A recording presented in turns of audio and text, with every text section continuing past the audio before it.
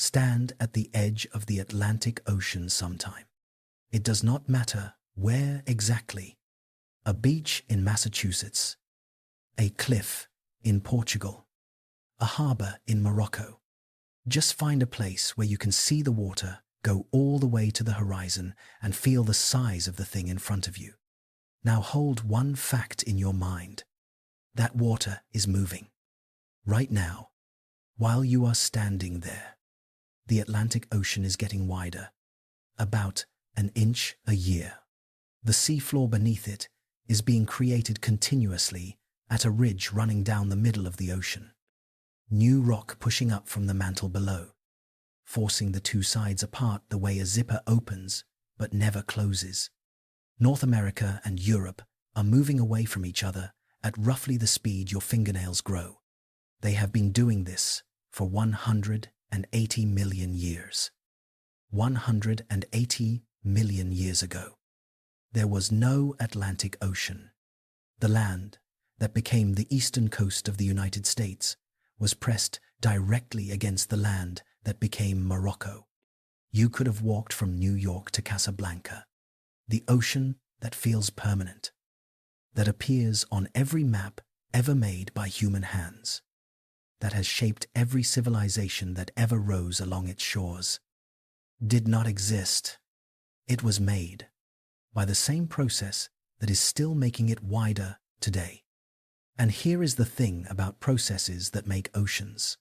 They can also unmake them. The Atlantic will not keep widening forever. At some point, the physics that opened it will shift. Subduction zones will form along its edges. The seafloor will begin sliding back into the mantle.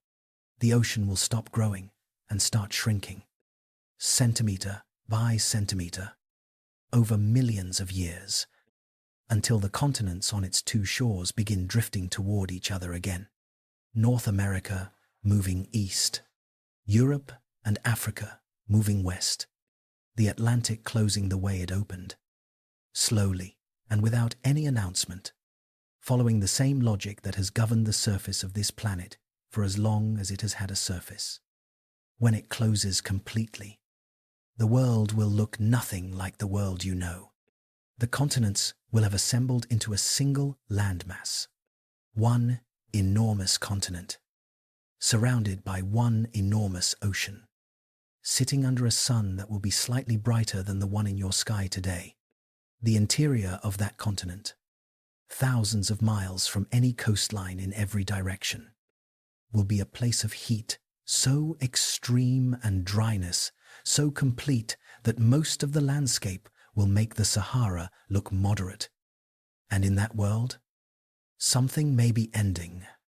The animals that have dominated this planet for 66 million years, the warm-blooded, large-brained, live birth, nurse their young group of creatures that includes everything from mice to elephants to whales to the species reading these words, may find themselves facing a set of conditions they were never built to survive. Pangaea Ultima. That is what scientists call the supercontinent that the Atlantic is slowly building toward. It is not a prophecy. It is a projection, a model built from everything we understand about plate tectonics and solar physics and climate systems, extended 250 million years into the future. The details are uncertain in ways that honest science acknowledges openly, but the broad shape of it is not uncertain. The continents have done this before. They will do it again, and the world they build when they come back together may be one that the most successful animals in the history of this planet are not equipped to live in. This is the story of that world, and of why the things that made mammals extraordinary may be the same things that make them vulnerable to it. The Rocky Mountains are still being built, not fast enough to see, not fast enough to feel, but the North American plate is still moving, still compressing against other plates along its western edge, still pushing rock upward in increments too small to measure in a human lifetime, but enormous across geological time. The Rockies are not a finished product. They are a process that happens to be at a particular stage right now. Every mountain range on Earth is like this. Every ocean basin, every coastline and river delta and continental shelf. The geography that feels like the permanent backdrop of human history is a single frame in a very long film, frozen only for the instant that human civilization has existed, moving before we arrived and moving still, too slowly for us to register as movement, but moving with the same certainty as everything else the planet does. To understand where Earth is going, you have to understand where it has been. And where it has been is stranger than most people realize. Go back 250 million years. The map of Earth looks like nothing in any atlas. There are no separate continents in the way we understand them. There is one. A single enormous landmass, assembled over hundreds of millions of years through the slow collision of everything that would eventually become the separate pieces we know today. Geologists call it Pangaea. From the Greek for all lands, it stretched from pole to pole. It was surrounded by a single global ocean called Panthalassa. The piece that would become North America was pressed against the piece that would become Europe and North Africa. South America was locked against West Africa. Antarctica was connected to what would become India and Australia. This was not a temporary arrangement. Pangaea existed in something close to its full configuration for tens of millions of years. Life evolved inside it, adapted to it, spread across it without the ocean barriers that now separate continents and isolate evolution into distinct regional experiments. The interior of Pangaea was almost certainly the largest desert that has ever existed on Earth. A continental interior so vast and so far from any coast that the monsoons barely reached its center. A landscape of extreme heat and extreme cold, with almost no moderation from any ocean. And then it started to break. The forces that hold continents together and pull them apart are the same forces: the convection currents in the mantle, the slow churning of semi-molten rock hundreds of miles below the surface, drive the plates in directions that sometimes push them together and sometimes pull them apart. Around 200 million years ago, the currents shifted beneath Pangaea in ways that began stressing the rock above. Rifts opened. Magma welled up through the cracks. The North Atlantic began forming as North America pulled away from Europe and Africa. The South Atlantic began forming as South America separated from Africa. India rifted away from Antarctica and began its long journey northward toward Asia. What had been one became many. And what had been many coastlines would eventually become the map that every human being who ever lived has recognized as simply the world.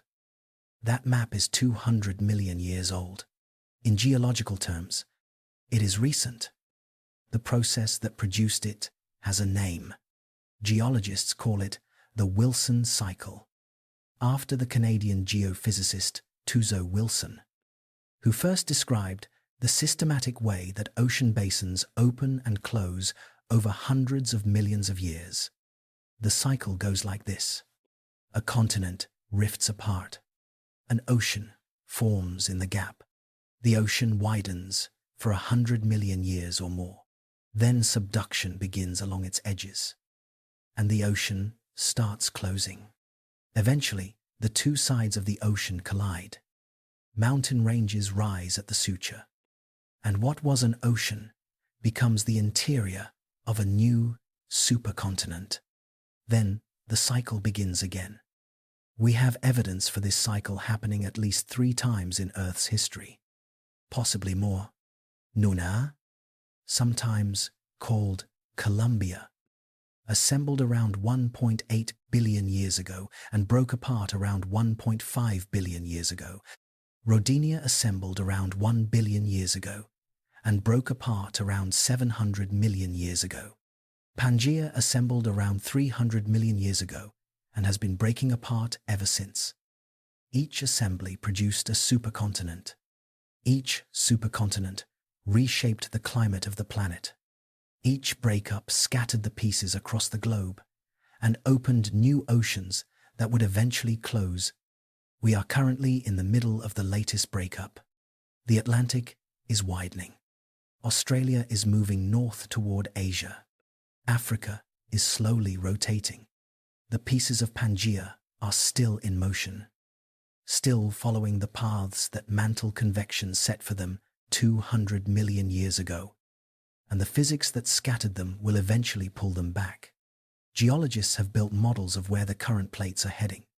The models disagree on the details, specifically on which ocean closes first and which continents collide in which order, but they agree on the outcome. In 250 million years, give or take tens of millions, the continents will likely have reassembled into something that looks, in its broad outlines, like a new Pangaea. Some researchers call the predicted configuration Pangaea Ultima. Others call it Pangaea Proxima. The name suggests what it is, not a random arrangement, but a return. The continents coming back to something like the configuration they started from, following a cycle that has been running since before complex life existed on this planet. Here is the detail worth pausing on. The last time a supercontinent existed. The most complex animals on land were early reptiles and the ancestors of mammals. Dinosaurs had not yet evolved. The creatures that would eventually become us were small, obscure, barely remarkable, in a world dominated by animals that looked nothing like anything alive today. Pangaea broke apart. 200 million years of evolution followed. And at the end of those 200 million years, the most dominant animals on the planet are the descendants of those small, obscure creatures. The next time a supercontinent forms, the most dominant animals on the planet will be mammals. The same group that rose to prominence during the breakup of the last supercontinent will be present at the formation of the next one. What happens to them when it does is what the rest of this story is about. There is a mountain range on the roof of the world that should not be there. The Himalayas are drawing at an average elevation of around 4 miles above sea level. Everest, the highest point on Earth's surface, reaches 5.5 miles up. Climbers who have made it to the summit have found something that stops you when you think about it carefully. The rock at the top of Everest is limestone. Limestone is a sedimentary rock. It forms at the bottom of shallow seas, built from the compressed shells and skeletons of marine organisms that lived and died in warm ocean water. The highest point on the surface of this planet is made of ancient seafloor. The ocean that produced that seafloor had a name. Geologists call it the Tethys Sea. It was enormous, larger than the modern Pacific at its peak, warm and shallow in many of its margins, teeming with life across hundreds of millions of years. It sat between the northern and southern pieces of Pangaea as they drifted apart, widening slowly as the continents on either side moved away from each other. And then India started moving. Around 90 million years ago, the piece of crust that would become the Indian subcontinent broke away from what is now Antarctica and began drifting north at a speed extraordinary by geological standards, sometimes moving as fast as 8 inches a year, 4 or 5 times faster than most plates move. It crossed the ancient Tethys Sea over tens of millions of years, and as it crossed, the seafloor of the Tethys was pulled down into the mantle in front of it, consumed by subduction. disappearing into the interior of the planet. 50 million years ago, India reached Asia and the two plates collided. The collision is still happening. The seafloor of the Tethys Sea. All of it. Every square mile of an ocean, larger than anything on Earth today, was gone, swallowed. What remained was the compressed wreckage of the collision zone. Rock that had once been at the bottom of that ocean, pushed upward by the force of two continents grinding against each other, rising over millions of years into the highest mountain range on the planet. The summit of Everest is limestone because the Tethys Sea is dead. This is what happens to oceans. The mechanism is the same across every ocean that has ever closed in the history of this planet. Subduction begins. Seafloor is consumed. The ocean shrinks. Eventually, the continents on opposite shores draw close enough that collision becomes inevitable, and then there is no ocean anymore. Only mountains where the water used to be, and the memory of it locked in the rock. The Atlantic Ocean is currently in no danger of closing. It is young, geologically speaking, still in the widening phase of its existence. The Mid-Atlantic Ridge, running down its center, continues to produce new seafloor at a steady rate. There are no active subduction zones along most of its margins to pull that seafloor back down. But the Tethys was also young once. The Pacific Ocean is a different story. The Pacific is the last remnant of Panthalassa, the global ocean that surrounded Pangaea.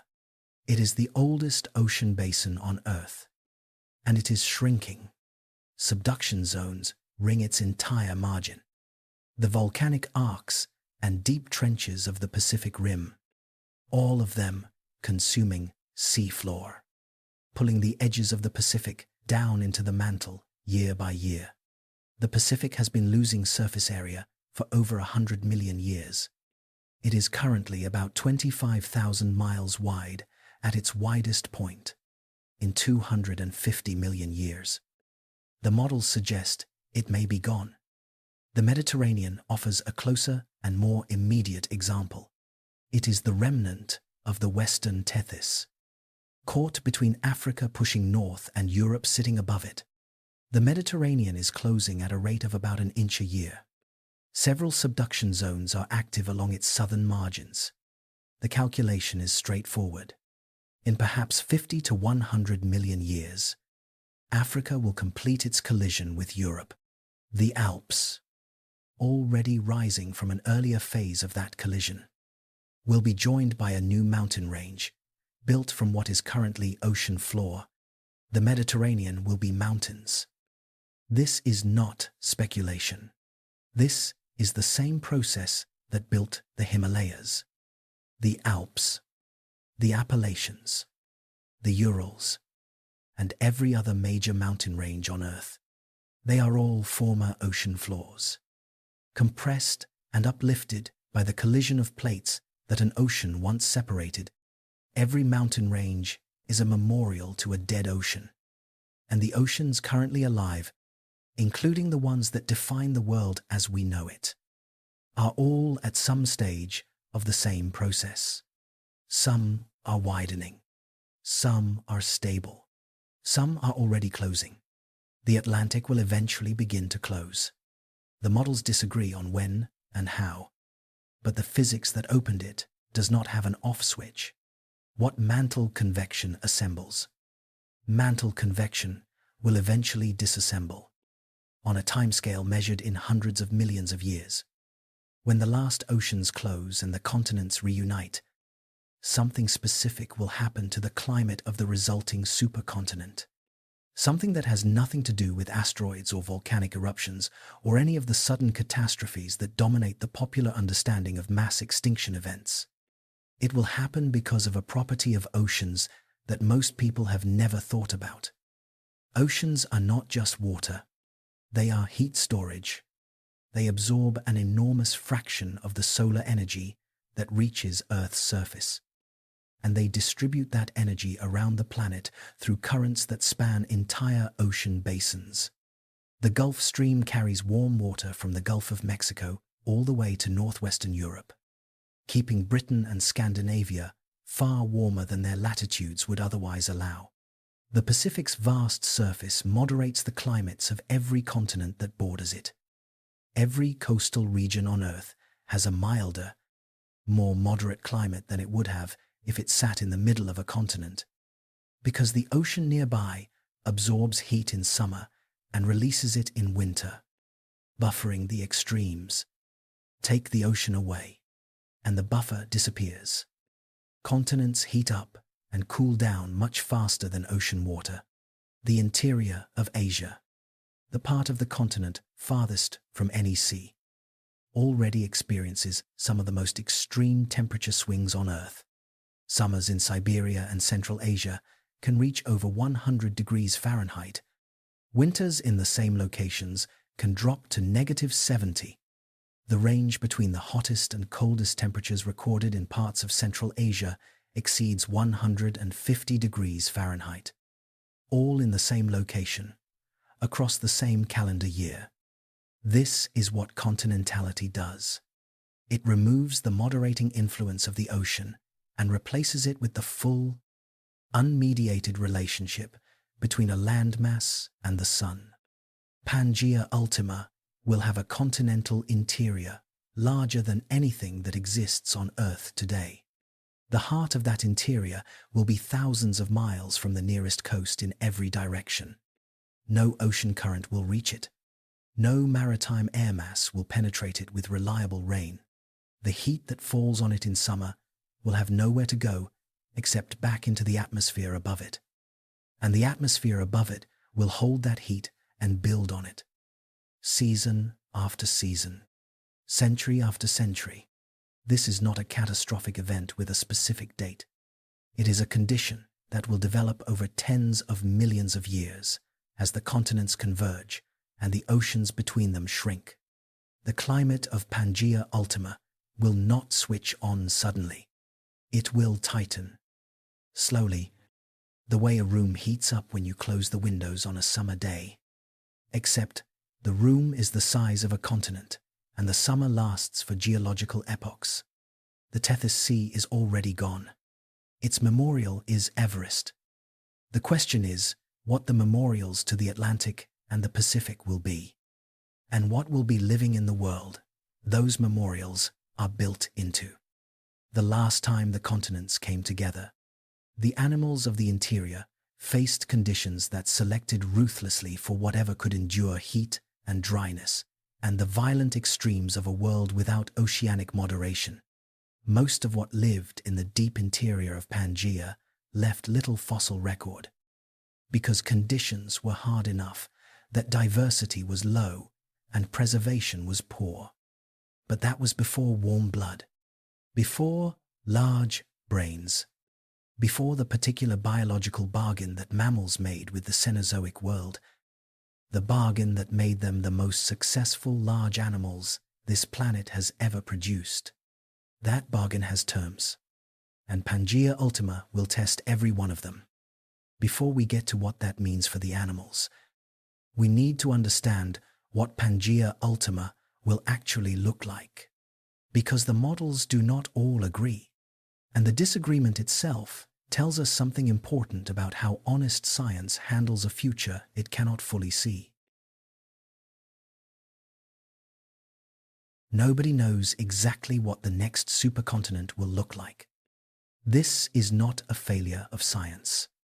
It is an honest acknowledgement of what 250 million years of geological complexity actually means. The models that attempt to project the future positions of the tectonic plates are built from everything we currently understand about mantle convection, plate velocities, subduction zone behavior, and the forces that drive continental drift. They are serious scientific work, and they produce different maps. Some models show the Atlantic closing, with North America drifting back toward Europe and Africa, the continents reversing their long journey apart, and reassembling into something that resembles the original Pangaea. Other models show the Americas continuing westward into Asia across the shrinking Pacific, with the new supercontinent assembling around the Arctic. Still others show both oceans closing in sequence, with the resulting landmass forming near the equator. 3 serious models. 3 completely different maps. The eastern seaboard of the United States ends up in 3 different places depending on which model you follow.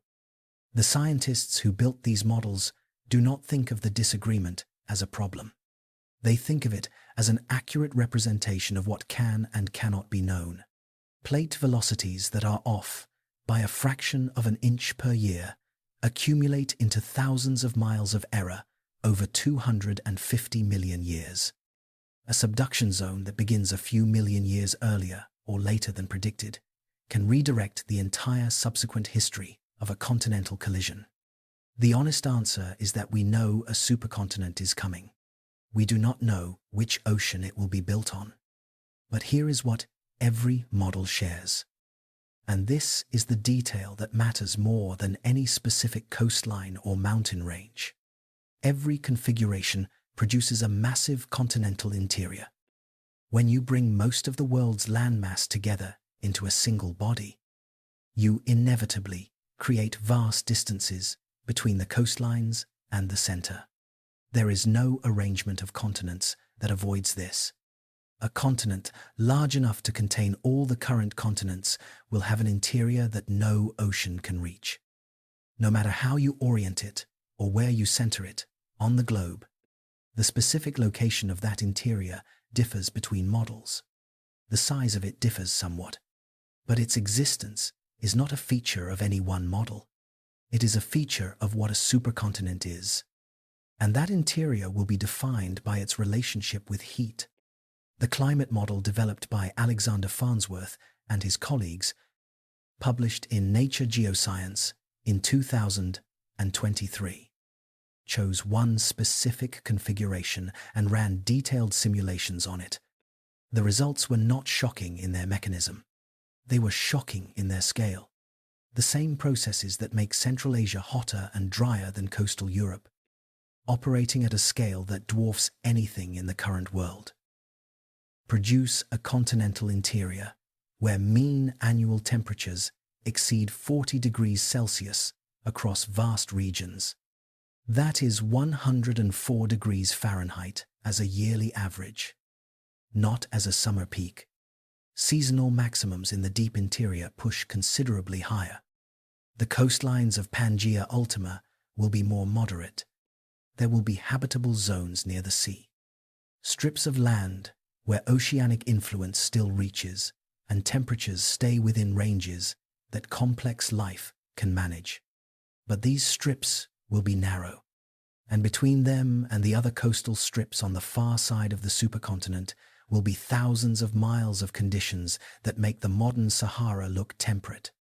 There is something worth sitting with here before moving into what this means for living things. The Appalachian Mountains in the eastern United States are among the oldest mountain ranges on the surface of the planet. They formed around 300 million years ago when North America collided with Europe and Africa during the final assembly of Pangaea.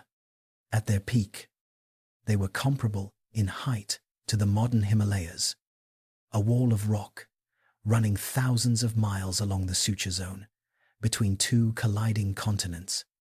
Today they are gentle, rounded, heavily forested, their peaks rarely exceeding 6,000 feet, their slopes worn smooth by 300 million years of erosion. Hikers walk trails across them on weekends. They carry their history in their shape without announcing it. When Pangaea Ultima assembles and the Atlantic closes, North America and Europe will collide again. A new mountain range will rise along the suture between them. Built from the compressed wreckage of the Atlantic seafloor and the continental margins on both sides, it will be young and sharp and tall, the way the Himalayas are young and sharp and tall, the way the Appalachians were young and sharp and tall 300 million years ago before time wore them down. The future mountain range will rise where the Atlantic currently sits. The ocean that the Mayflower crossed, that the Titanic sank in, that Columbus sailed for 70 days to reach the other side of, will be a mountain range. The seafloor currently under the Atlantic will be compressed and uplifted into rock. And what stands there in 250 million years will look, to whatever is alive, to see it, the way the Himalayas look to us today. And behind those mountains, thousands of miles into the interior of Pangaea Ultima, the triple heat engine will already be running. Picture the city of Verkhoyansk. In northeastern Siberia, it sits at about 67 degrees north latitude, roughly equivalent to the northern coast of Alaska. It is a small town, a few thousand people, unremarkable by most measures. It holds a distinction that most people who have never heard of it would find hard to believe. Verkhoyansk has recorded both the coldest and one of the hottest temperatures ever measured in the northern hemisphere outside of the tropics. In January of 1892, the temperature in Verkhoyansk dropped to -90 degrees Fahrenheit. That is cold enough that exposed skin freezes in under a minute. Cold enough that the moisture in your breath turns to ice crystals before it leaves your face. Cold enough that machinery fails and metal becomes brittle and the basic conditions for most life simply do not exist. In June of 2020, the temperature in Verkhoyansk reached 101 degrees Fahrenheit. The same town, the same location, a temperature range across its recorded history of nearly 200 degrees Fahrenheit. This is what continentality does when it operates without restraint. Verkhoyansk sits in the interior of the largest landmass on Earth. The nearest ocean is hundreds of miles away in every direction. There is no body of water large enough to moderate what happens there. In winter, the land radiates heat away into the atmosphere, and the temperatures plunge to extremes that would be considered catastrophic anywhere, with a coastline. In summer, the sun beats down on dry land, with nothing to absorb or distribute the energy, and the temperatures climb into ranges that have no business occurring that far north. The range at Verkhoyansk is extreme by current standards. But Verkhoyansk is not that far from the ocean in geological terms. The Eurasian interior that produces its climate is vast, but it has limits. The Arctic Ocean sits to the north. The Pacific eventually reaches it to the east. The Indian Ocean monsoon systems push moisture northward from the south. Pangaea Ultima will have no such limits. The interior of Pangaea Ultima will be farther from any ocean than any point on the current Earth's surface. The distance from the center of the supercontinent to the nearest coastline may exceed 3,000 miles in the most isolated regions. That is farther than the distance from New York to Los Angeles, measured from a point where you would then have to travel another 3,000 miles in the opposite direction just to reach a different coast. There is no analog for this on the modern Earth. To understand what that means in practice, it helps to think about what the ocean actually does for the climate of the regions near it. Water has a very high specific heat capacity. This is a technical phrase for a simple property. Water absorbs a large amount of energy for every degree its temperature rises, and it releases that same energy when it cools. This makes large bodies of water extraordinarily effective at evening out the extremes of solar energy input. In summer, the ocean absorbs heat that would otherwise go into warming the air. In winter, it releases that stored heat back into the atmosphere. The net effect is a moderating influence on every climate within reach of the ocean, pushing temperatures toward the middle of the range rather than toward the extremes. Coastal cities in Mediterranean climates. In actual Mediterranean regions, and in coastal California, and coastal Chile, and coastal South Africa, and coastal southwestern Australia, all share a characteristic mildness that has made them extraordinarily attractive to human settlement. Mild winters, warm but not brutal summers, reliable enough rainfall to support agriculture. The conditions that allowed complex civilization to develop are, in large part, conditions that the ocean provides to the land nearby. Pull the ocean away, and what replaces Mediterranean mildness is continental extremity. The interior of Pangaea Ultima will receive the same amount of solar radiation as comparable latitudes receive today. In equatorial and subtropical regions, that is an enormous amount of energy, but without an ocean to absorb and distribute it. That energy will go directly into heating the land and the air above it. Summer temperatures in the tropics and subtropics of the Pangaea Ultima interior will not be moderated by any maritime influence. They will express the full relationship between tropical solar radiation and dry land. The Farnsworth climate model projects mean annual temperatures above 40 degrees Celsius across much of the Pangaea Ultima interior.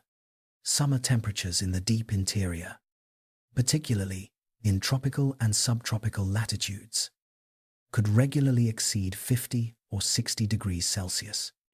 That is between 120 and 140 degrees Fahrenheit.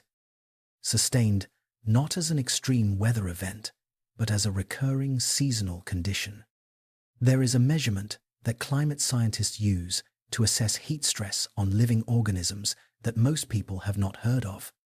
But that cuts closer to the reality of what extreme heat means for a body than simple air temperature does. It is called wet bulb temperature.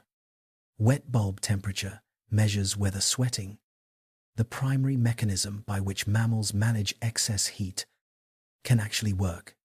Sweating works by evaporating water from the skin surface, and evaporation cools the skin by carrying heat away with the water vapor. But evaporation requires that the air be capable of absorbing more moisture.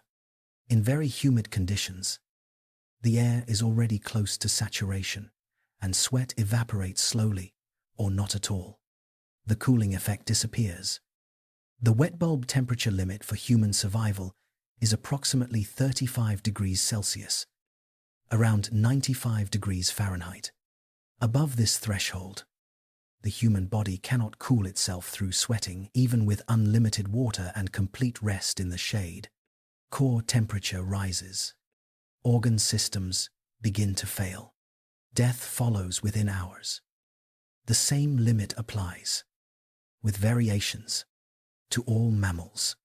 The specific threshold differs between species, but the principle is universal. A warm-blooded body that cannot shed excess heat will overheat and die. In the interior of Pangaea Ultima, during summer months, wet bulb temperatures may regularly approach or exceed this limit across vast areas. As the normal condition of summer in a continental interior that has no ocean to moderate it, the interior of Pangaea Ultima will also be extraordinarily dry. Rainfall in the interior of a supercontinent depends on moisture-laden air moving inland from the ocean. As that air moves inland, it loses moisture through precipitation. Mountain ranges intercept it and force it to rise, causing it to rain on the windward side before descending dry on the leeward side. By the time air masses have traveled hundreds of miles inland from the coast, most of their moisture is gone. In Pangaea Ultima, air masses will need to travel thousands of miles to reach the interior. Annual rainfall in the most isolated interior regions may be comparable to the driest deserts on Earth today, or less. Heat and dryness together create a condition more severe than either creates alone. In a hot and dry environment, sweating cools effectively at first, but it requires water to continue working. Without water, sweating stops. Without sweating, the body has no defense against the heat. The condition becomes unsurvivable faster, and the water needed to survive it will be the very thing the landscape cannot provide. Now hold that picture. The continental interior. The summer heat. The distance from any ocean. The dryness. The wet bulb limit approaching and exceeding what a mammal body can handle. Hold it. And then add 2 more pressures on top of that baseline. Because the interior of Pangaea Ultima is not the only thing that will be different about the world 250 million years from now. The sun will be different, and the atmosphere will be different.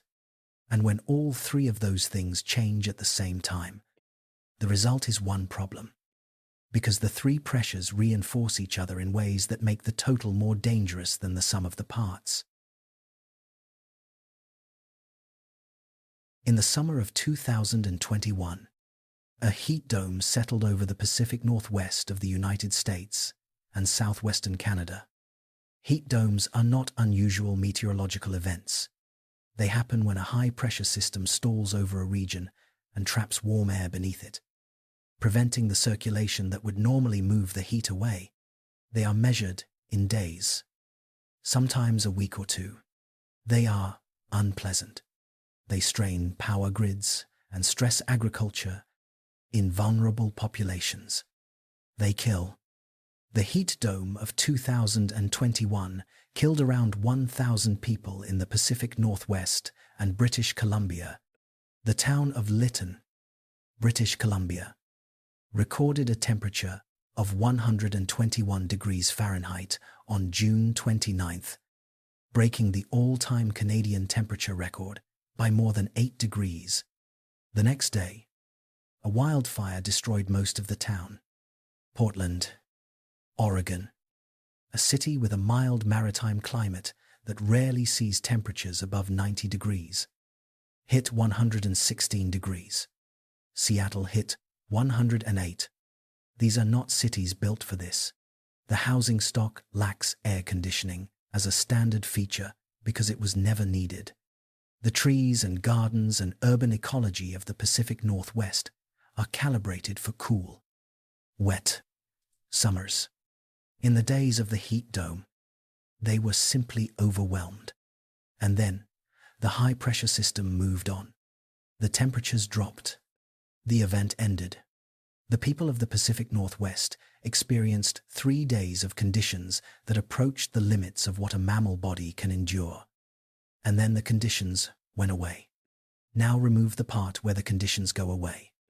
That is the starting point for understanding what the interior of Pangaea Ultima will mean for mammals. Not a 3-day event. Not a seasonal extreme that breaks records and then retreats. A baseline climate in which the conditions of that Pacific Northwest heat dome are not the exception but the expectation. Sustained across decades and centuries and millions of years. With no high-pressure system to move on. No maritime air mass to bring relief. No ocean within 3,000 miles to moderate what the sun is doing to the land. And then add 2 more pressures on top of that baseline. The first is the sun itself. The sun is not a static object. It is a star undergoing the same slow nuclear evolution that all stars of its type undergo over their lifetimes. As it fuses hydrogen into helium in its core, its structure changes in ways that gradually increase its luminosity. The sun today is approximately 30% brighter than it was when Earth formed 4.5 billion years ago. This long-term brightening is continuous and irreversible. It does not fluctuate with the solar cycle or respond to anything happening on Earth's surface. It is simply what the sun does as it ages. In 250 million years, the sun will be approximately 2 to 3% brighter than it is today. 2 to 3% sounds negligible. It is not. The Earth's energy balance is extraordinarily sensitive to small changes in incoming solar radiation. The ice ages of the Pleistocene, cycles of glaciation and warming that shaped the landscape of North America and Europe over the past 2 million years, were driven in significant part by variations in Earth's orbit and axial tilt that change the amount of solar energy reaching different latitudes by amounts comparable to 2 or 3%. Those small changes produced ice sheets miles thick over Chicago and New York, then melted them, then built them again, over and over, reshaping continents and driving the evolution of every large animal alive during the process. A 2 to 3% increase in total solar output, applied globally and permanently, is enough to push global mean temperatures several degrees higher than they would otherwise be, an effect comparable to a significant greenhouse gas increase, but one that cannot be counteracted by any change in atmospheric chemistry because it comes from outside the system entirely. This additional solar energy will fall everywhere on Pangaea Ultima, on the coastlines, and the mountain ranges, and the polar regions, and the interior. But it will have its most extreme expression in the interior, because the interior has no oceanic buffer to absorb and distribute the extra energy. The coast can at least spread the additional heat into the ocean. The deep interior can only accumulate it. The second additional pressure is carbon dioxide. The formation of a supercontinent is not a geologically quiet process.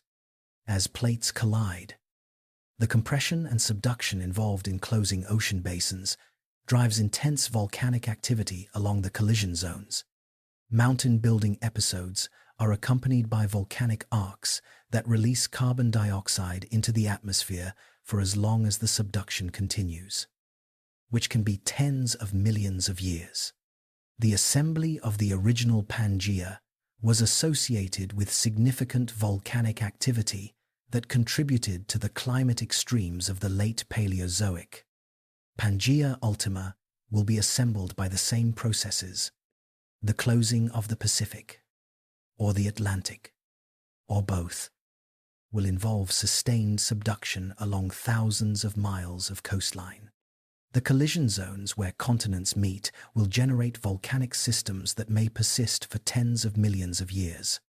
The carbon dioxide released by this sustained volcanism will accumulate in the atmosphere, adding a greenhouse warming effect on top of the continental interior heating and the increased solar output.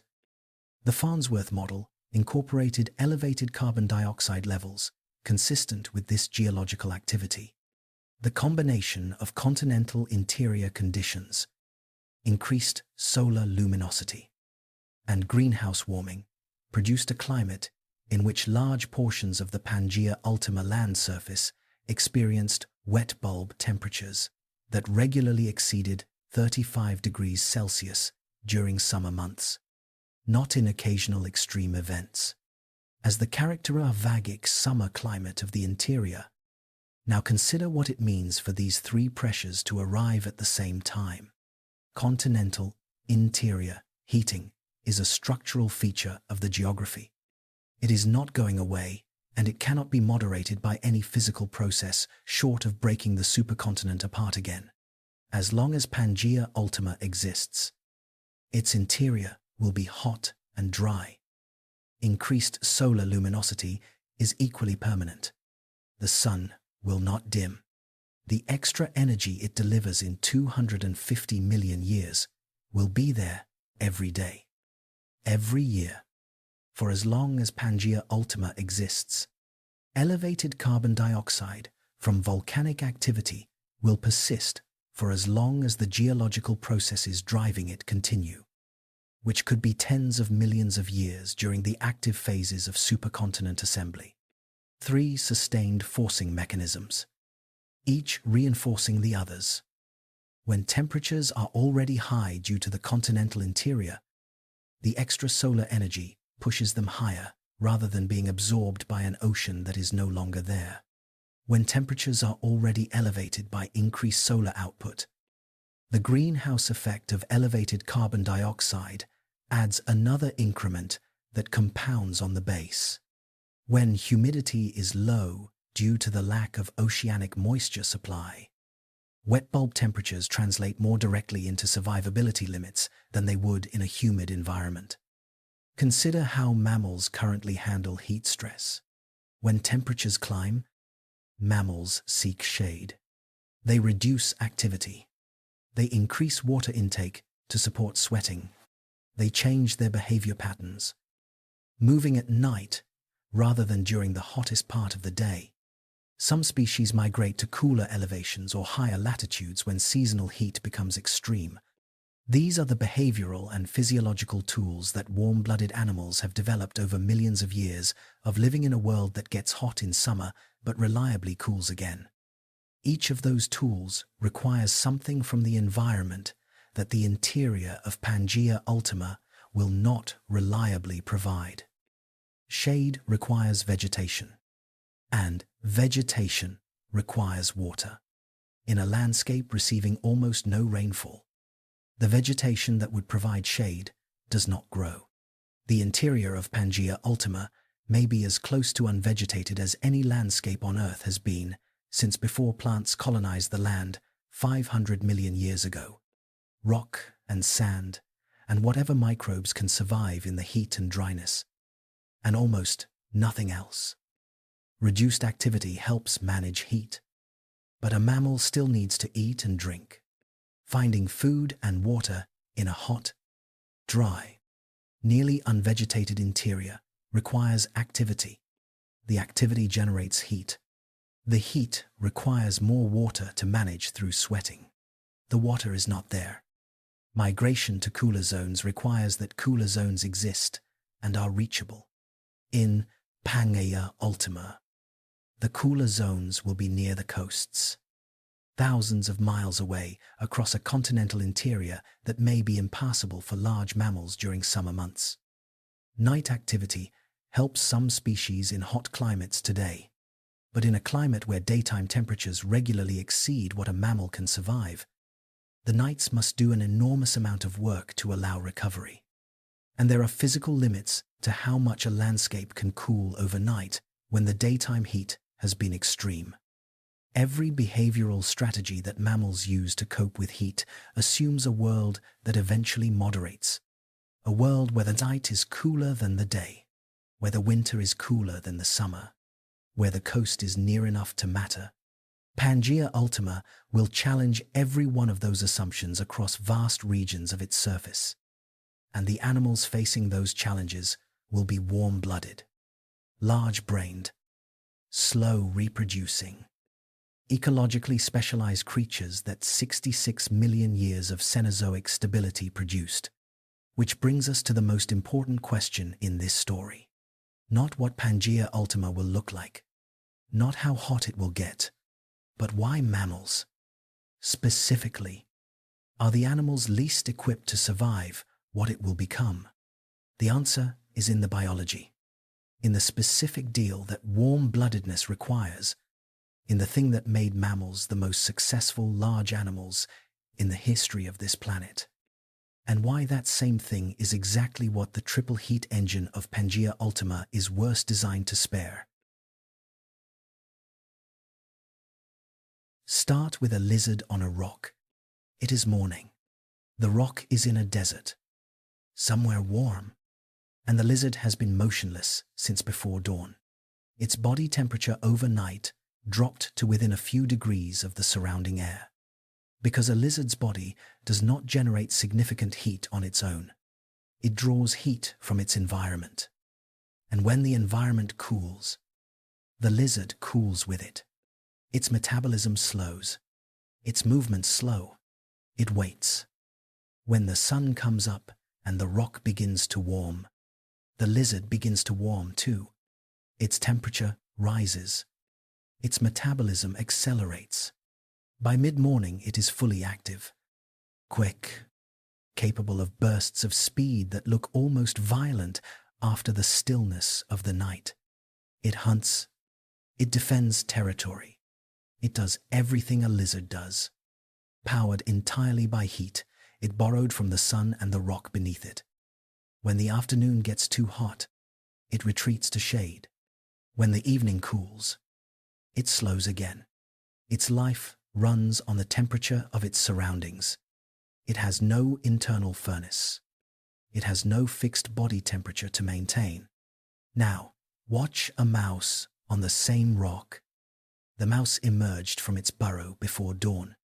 When the rock was cold, its body temperature was the same as it is now, in the warmth of midday, as it will be at midnight, as it was yesterday and will be tomorrow, somewhere between 97 and 100 degrees Fahrenheit, varying by a degree or two with activity and circadian rhythm, but always within that narrow band, always maintained by a furnace burning inside the mouse's own cells, consuming the calories the mouse ate last night and the night before. The mouse does not borrow its temperature from the environment. It manufactures it, continuously, at considerable cost. This is endothermy, warm-bloodedness, the defining feature of mammals and birds, the biological arrangement that separates them from every other major group of vertebrates alive today. Endothermy is expensive in a way that is difficult to overstate. A mammal at rest burns between 5 and 10 times more calories per unit of body weight than a reptile of equivalent size at rest. The mouse sitting still on the rock is consuming energy at a rate that would seem wasteful by the standards of the lizard next to it. Almost all of that energy is going toward one thing: keeping the mouse at the same temperature it was 5 minutes ago and will be 5 minutes from now. The question that raises is obvious. Why would natural selection favor a system that is so metabolically expensive when the lizard next to it achieves essentially the same things while running on a fraction of the fuel? The answer is what made mammals. A body that generates its own heat can operate at night. When ectotherms are sluggish or inactive, it can operate in the cold, at high altitudes, in winter, in environments that reptiles and amphibians cannot exploit because the temperature is too low to power their physiology. It can sustain activity for longer periods, because its energy supply is internal rather than dependent on the temperature of the surrounding environment. A cheetah can chase prey for distances that would leave a cold-blooded animal of equivalent size unable to move. A wolf can run for hours across snow. A dolphin can swim continuously in cold ocean water that would kill a reptile of equivalent size within minutes.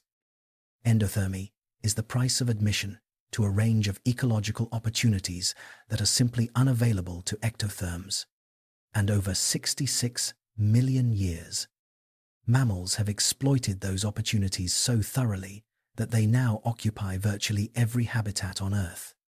Deserts and rainforests, and Arctic tundra, and deep ocean, and high mountain, and low wetland. The warm-blooded body is a universal pass to environments that the cold-blooded body cannot access. It is the best trade in the history of vertebrate evolution. But every trade has terms, and the terms of endothermy include one that the Cenozoic world, with its relative climatic stability and its distributed oceans and its reliable temperature gradients, has never seriously tested at a planetary scale. A body that generates its own heat must also be able to shed excess heat. This is not optional. It is as fundamental to survival as the heat generation itself. A mammal body, running at 100 degrees Fahrenheit, in an environment that is also approaching 100 degrees Fahrenheit, has a problem that no amount of metabolic efficiency can solve. The body is generating heat continuously.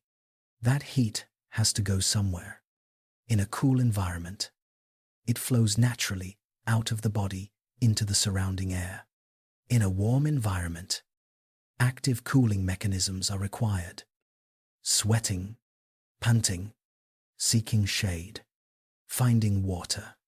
The entire behavioral and physiological repertoire that mammals use to stay cool in hot conditions is not a luxury feature. It is the back end of the deal that endothermy requires. When the environment exceeds the body's ability to shed heat, the internal temperature begins to rise. A mammal brain, operating at 104 degrees Fahrenheit, is already experiencing cognitive impairment. At 107 degrees, most mammal brains begin to suffer irreversible damage. At 110 degrees, the cascading failure of organ systems begins. The proteins that enzymes are built from start to lose their three-dimensional structure, and with it, their function. The cellular machinery, refined over hundreds of millions of years to operate within a specific temperature range, begins to fall apart. This is not a slow process. A mammal in conditions that exceed its heat-shedding capacity does not gradually become less capable over months or years.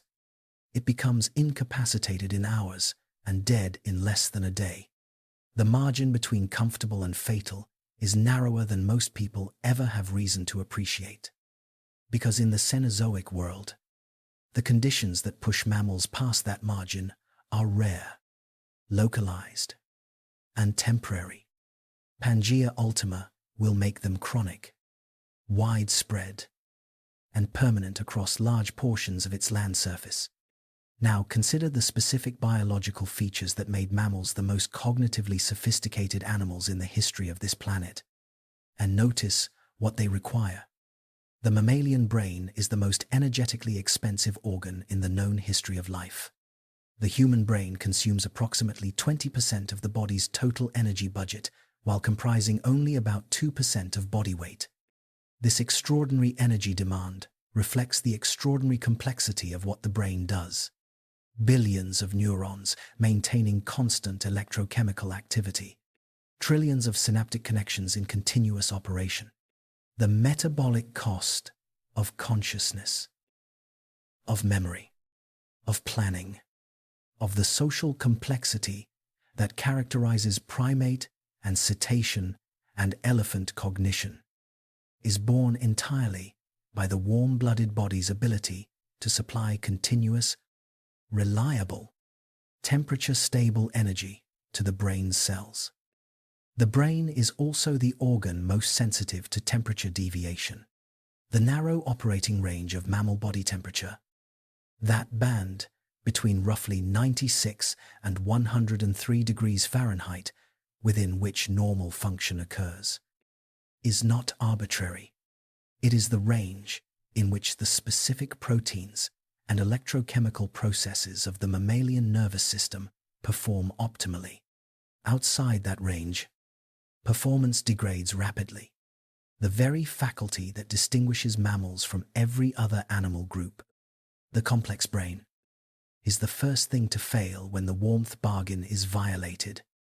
Large body size, another feature that mammals have developed more extensively than any other vertebrate group, creates additional thermal challenges. Large bodies generate more total heat than small bodies. They have a lower surface area to volume ratio, meaning less surface through which to shed that heat relative to the amount of heat being generated. An elephant in a hot environment faces a heat management problem that a mouse in the same environment does not. The elephant has more metabolic machinery generating heat, and proportionally less skin through which to lose it. Elephants in the modern world address this with large ears that function as radiators, with mud baths, with behavioral avoidance of midday heat. These solutions work in the current world. They require an environment that provides water, shade, and temperatures that drop at night to manageable levels. The interior of Pangaea Ultima will provide none of those things across its deepest zones. Gestation, the internal development of offspring that is the defining reproductive strategy of most mammals, requires a stable thermal environment maintained by the mother's body throughout pregnancy. The energetic cost of gestation in a hot environment increases substantially because the mother's body must work harder to maintain the thermal conditions that fetal development requires. Lactation, the nursing of young, that is the other defining mammalian reproductive feature, is similarly thermally demanding. Mammals reproduce slowly and invest heavily in each offspring. This is the opposite strategy from most reptiles and fish. which produce large numbers of eggs with minimal parental investment. The mammalian strategy works extremely well when the environment is stable and resources are predictable, because the intensively nurtured offspring survive at high rates and carry forward the learned and genetic advantages their parents invested in them. It works poorly when the environment is so extreme that the energetic cost of reproduction itself becomes unsustainable. In conditions that strain the basic heat management capacity of the mammalian body, every additional energetic demand becomes more costly. Reproduction, brain function, thermoregulation, finding food and water. All of these demands exist simultaneously in a living mammal. All of them require energy that the body must generate. And all of that generated energy produces heat that must be shed into an environment that may have no capacity to receive it. The lizard on the rock will be fine. Its body will warm with the environment, as it always has. It will seek shade when temperatures exceed its operating range. It will slow down. It will wait. Its metabolic demands are low enough that it can survive extended periods of reduced activity without the catastrophic consequences that the same inactivity would cause a warm-blooded animal that must continue burning fuel just to maintain its body temperature. In a world that has become too hot for mammals, the ectotherm's apparent disadvantage, its dependence on environmental heat, becomes a profound advantage. It does not fight the temperature. It yields to it. The warmth bargain that mammals made was the best deal available in the Cenozoic world. In the world of Pangaea Ultima, the terms of that deal will be tested in ways that the 66 million years of the mammal age never required. And the question of how much of the mammal world survives that test depends on something that the next chapter examines directly. Not just the heat, but the shrinking of the places where the heat does not reach. Because what happens to mammals in Pangaea Ultima will not happen all at once. Across the whole supercontinent.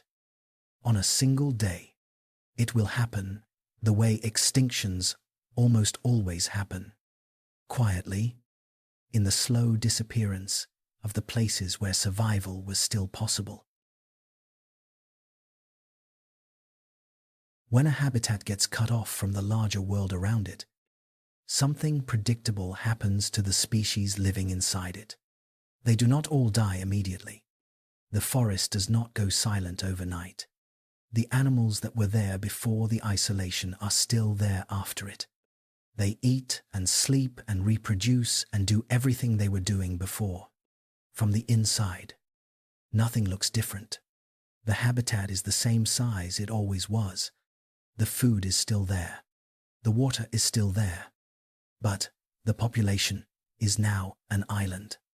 And islands follow a different set of rules than continents do. On a continent, when a local population crashes from disease or drought or a bad winter, individuals from neighboring populations can move in and re-establish it. The larger connected world acts as a reservoir, absorbing local extinctions and refilling them. The system is resilient because it is connected. On an island, that reservoir does not exist. When a local population crashes, there is nothing to refill it from. The individuals that die are simply gone. Over time, through the ordinary bad luck that every population faces, through droughts and disease outbreaks and years when the young do not survive, species begin disappearing from isolated habitats one by one. Not because anything is hunting them to extinction, not because their food source collapsed, simply because the buffer that a connected world provides is no longer there. And small populations, over long enough time, run out of luck. Ecologists call the gap between the species count an isolated habitat currently has and the lower count it is moving toward an extinction debt. The species that are present but functionally committed to disappearing because of isolation and insufficient area are the debt. The payment has not yet come due, but it will, as surely as any other debt, because the structure of the landscape has already determined the outcome. Extinction debt does not require a dramatic cause. It requires only isolation, in sufficient area and time. Pangaea Ultima will produce all three across the surviving mammal habitat of the entire planet. Simultaneously, the Farnsworth climate model identified the regions of Pangaea Ultima that would remain within thermal tolerances suitable for mammal life. Across the range of plausible assumptions, the pattern was consistent. Suitable habitat would survive primarily in three kinds of locations. The first is coastal margins. The narrow strips of land closest to the ocean would retain some degree of maritime climate moderation, with temperatures staying within ranges that mammals could manage. These strips would be real refuges, but they would be narrow. On a supercontinent, the coastline is a thin edge around an enormous interior. The total area of coastal land, relative to the total land area, is far smaller than in the current fragmented world, where every continent has proportionally far more coastline per unit of area. The second is high-altitude regions. The mountain ranges, forming along the collision zones of Pangaea Ultima, would offer cooler temperatures at elevation. The new ranges, some of them rivaling or exceeding the modern Himalayas in height, would provide altitudinal gradients where temperature drops with altitude in the familiar way. Species that could survive in cool montane environments would find refuge in the high zones, but mountains have limited area, and the total land above the elevation thresholds, where temperatures become survivable for large mammals, would be small relative to the total land surface. The third is polar regions. If Pangaea Ultima extends to high latitudes, the polar zones might retain temperatures cool enough for mammal life, even as the tropics and subtropics become hostile.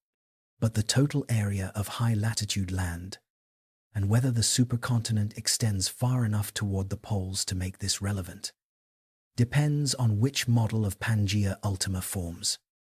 Add up the coastal margins, the high-altitude zones, and the polar regions, and you get a number that the Farnsworth model put it somewhere between 8 and 16% of the total land surface. Depending on carbon dioxide levels and other variables, compare that to roughly 66% of current land surface that falls within thermal tolerances suitable for mammal life under conditions before industrial change. From 66% to somewhere between 8 and 16%. That number is stark, but it understates the problem, because of where the surviving habitat will be and what will separate one piece of it from another. The coastal strips of Pangaea Ultima will not form a continuous band of habitable land around the supercontinent. They will be interrupted. Mountain ranges rising at collision zones will push down to the coast in some places, cutting the coastal strip into segments. The gaps between those segments will be lowland terrain, baking in the full heat of the continental interior. A mammal population living in one coastal refuge will be separated from the population in the next coastal refuge by terrain that may be impassable during the months when it matters most. The high-altitude refuges will be isolated by the lowlands between them. A mammal population living at altitude on one mountain range will be separated from the population on the next range by valleys and plains that may be lethal during summer months. The isolation is not metaphorical. It is physical, measured in thousands of miles of unsurvivable terrain between one patch of survivable habitat and the next. What the surviving mammal habitat of Pangaea Ultima will look like. In the most honest terms, the model's support is an archipelago, not islands in an ocean, but habitable zones in a sea of heat, patches of survivable climate, separated from each other by barriers that large mammals may be unable to cross.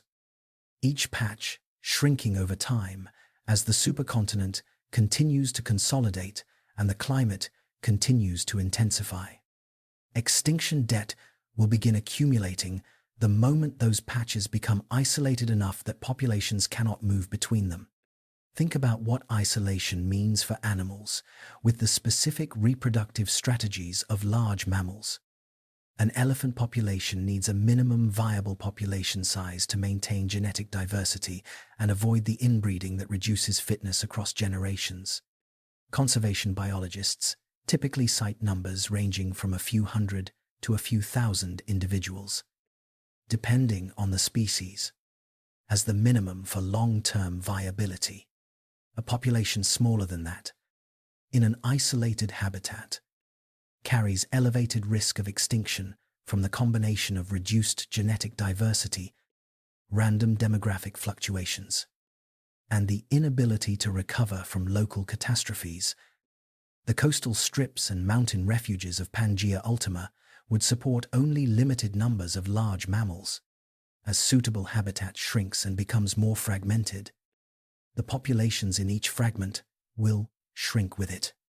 Below minimum viable population size, the countdown to local extinction begins. The population may persist for thousands of years, or tens of thousands, but the outcome is shaped by the structure of the landscape rather than by the quality of the animals living in it. Now add the rate of evolutionary change. Mammals can evolve. Natural selection operates continuously in every population, in every generation. Given enough time and enough selection pressure, mammal lineages can change substantially. The fossil record contains examples of mammal lineages that evolved smaller body size, or shifted to nocturnal activity, or modified their physiological tolerances in response to environmental change. But the rate of evolutionary change has limits set by generation, time, and population size. Large mammals with long generation times, 20 years for an elephant, 12 for a horse, evolve slowly. The climate of Pangaea Ultima will change on a geological timescale, which sounds slow by any human standard, but may still be faster than large mammals can track through evolution alone. The lineages best positioned to adapt are those with short generation times and large populations. Rodents, bats, small insectivores. The lineages least positioned to adapt are the ones that represent the peak achievements of 66 million years of mammalian evolution. The large, complex-brained, slow-reproducing animals that the Cenozoic world produced. The mammals most likely to persist through Pangaea Ultima are the ones that look least like what we think of when we think about the mammal age. Small, generalist in their diet, tolerant of temperature variation, short-lived and fast reproducing, willing to eat almost anything. These are the characteristics that survive ecological transitions. These are also, not coincidentally, the characteristics of the mammals that survived the KPG asteroid 66 million years ago and went on to inherit the Cenozoic world. The characteristics of the mammals that filled that world over 66 million years are the opposite. Large bodies, complex brains, specialized ecologies, slow reproduction, thermal demands of warm-bloodedness at scale. Those are the characteristics that extinction filters tend to remove first when the conditions they were optimized for disappear. The most successful large animals in the history of this planet are not well designed for the end of the conditions that made them successful. This is not a coincidence. It is something closer to a rule, one that the history of life on Earth has expressed in every major transition it has made.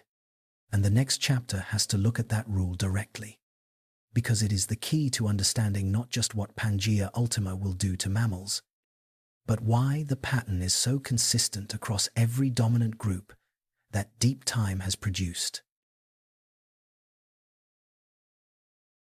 660 million years ago, a creature called Dickinsonia pressed itself against the seafloor of a shallow ocean and absorbed nutrients through its underside. It was flat, oval, ribbed, anywhere from a few millimeters to nearly 1.5 meters long. It had no eyes, no brain, no skeleton, no complex organ systems of any kind. It moved slowly across the microbial mats it fed on, leaving traces in the sediment that paleontologists can still read today. It was alive in every biological sense, and it persisted for millions of years across wide ocean environments. It also left no recognizable descendants. The entire Ediacaran biota, the strange, soft-bodied organisms that populated Earth's oceans before the Cambrian explosion 540 million years ago, left almost no identifiable lineages in the world that came after them. The Cambrian explosion arrived, and the organisms that dominated it were largely new, different in their fundamental body plans from the creatures that preceded them. Dickinsonia did not survive the transition. The transition was not caused by anything catastrophic in the conventional sense. It was driven by the arrival of new ecological dynamics: predation, competition, new ways of extracting energy and evading being extracted, that the Ediacaran organisms were not built for. The world changed its rules, and the organisms that had been successful under the old rules found that their success did not transfer. The history of life on Earth is full of this pattern. Every major transition involves winners and losers, and the winners are almost never the organisms that dominated the previous era. They are almost always the ones that seemed marginal, generalized, unremarkable, the ones that had not committed too deeply to the specific conditions of the world they were living in. After the Permian extinction, which killed more than 90% of all species on Earth, the survivors were not the dominant organisms of the Permian world. They were the ones living at the edges of that world. The archosaurs and the therapsids and the early relatives of turtles and crocodilians, the creatures that had not been fully optimized for the exact conditions that the extinction eliminated. After the Cretaceous asteroid, the survivors were not the dominant terrestrial vertebrates of the Mesozoic. They were the small, generalist, ground-dwelling creatures that could survive on whatever the blasted landscape still provided. The non-avian dinosaurs were gone. The small mammals that had spent 100 million years in the ecological margins were suddenly the largest land animals in the world. The pattern has a logic to it. Ecological dominance requires specialization to become the most successful large predator, or the most successful large herbivore, or the most successful large anything. Requires that the organism be finely tuned to the conditions of its environment. Fine-tuning takes millions of years and produces animals that are exquisitely effective in the world they evolved in and potentially exposed in a world organized differently. Generalism is less impressive on any given day. A rat is not as magnificent as a tiger. A cockroach does not inspire the way an elephant does. But the rat and the cockroach are built on a different set of assumptions about what the world is. They assume variability. They assume that conditions will change, and that surviving the change matters more than excelling in any one specific condition. When conditions change dramatically, the specialists face the transition most exposed. The generalists face it from a position of already knowing how to be flexible. The organisms most likely to survive Pangaea Ultima are, in this framework, entirely predictable. Insects first. Insects have been present on Earth for roughly 420 million years. They have survived all 5 of the major mass extinctions in the fossil record. They survived the Permian extinction that killed 90% of species. They survived the Cretaceous asteroid. In each case, diversity dropped and some lineages disappeared. But the group as a whole persisted and recovered. Their survival across 420 million years is not luck. It reflects the specific combination of features that insects carry. Small body size means a high surface area to volume ratio, which means efficient heat exchange with the environment. An insect does not need to maintain a fixed body temperature, so the metabolic cost of thermoregulation does not apply. An insect exposed to high temperatures can absorb or shed heat through its body surface rapidly. Short generation times mean rapid evolution.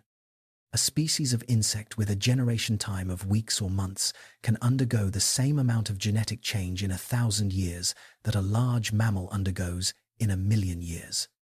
When the environment changes, insects can track the change through evolution at speeds that large mammals cannot approach. Dietary flexibility means that the disappearance of any particular food source is unlikely to be fatal to an entire insect group. Insects eat almost everything: living plants, dead plants, fungi, other insects, blood, detritus, wood, seeds. The group as a whole maintains enough dietary diversity to find food in almost any world.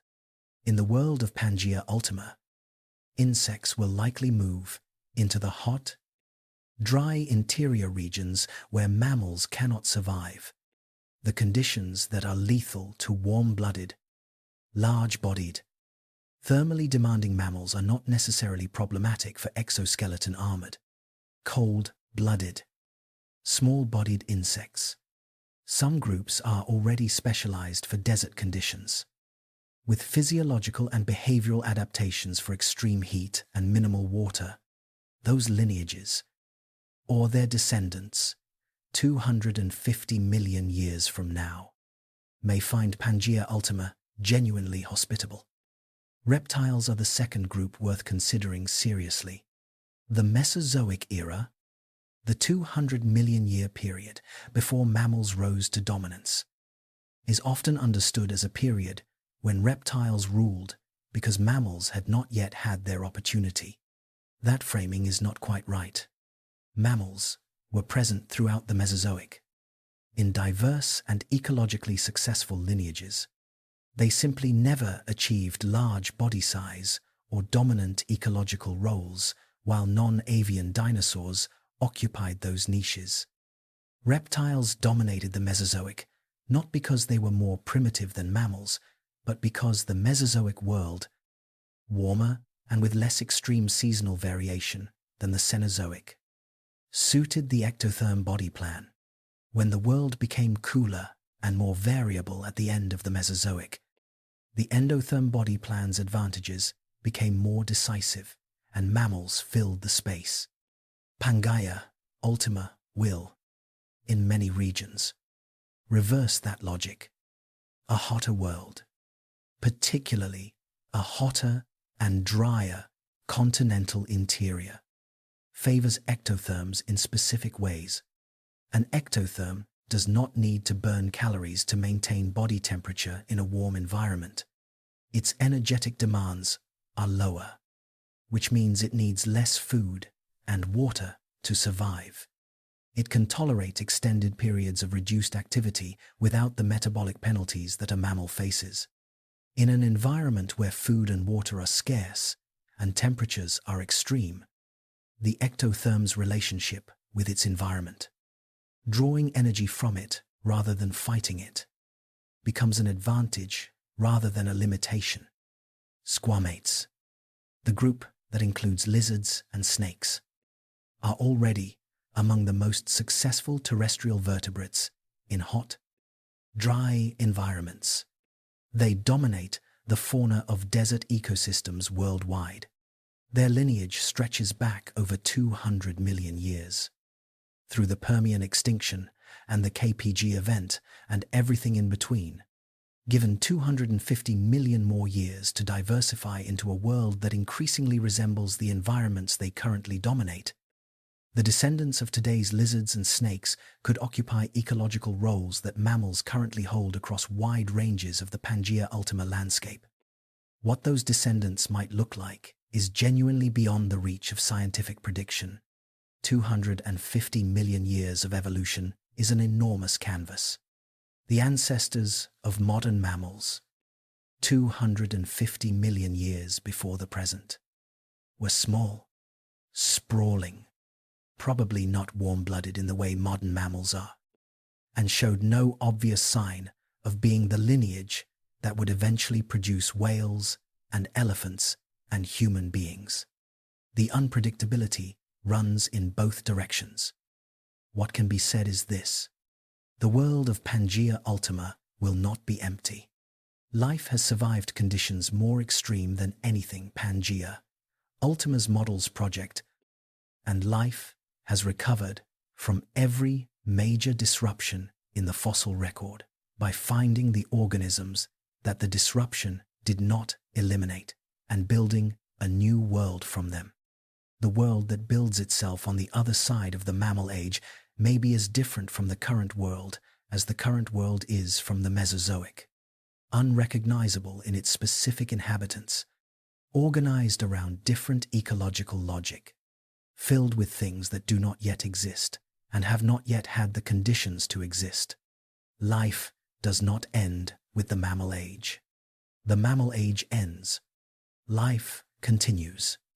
And the thing that will sit at the top of whatever food web Pangaea Ultima builds, looking out at a hot world from whatever refuge it has found and evolved into, will be as convinced of its own permanence as every dominant group before it has been. That conviction will also be wrong, eventually, but that is a story for another 250 million years.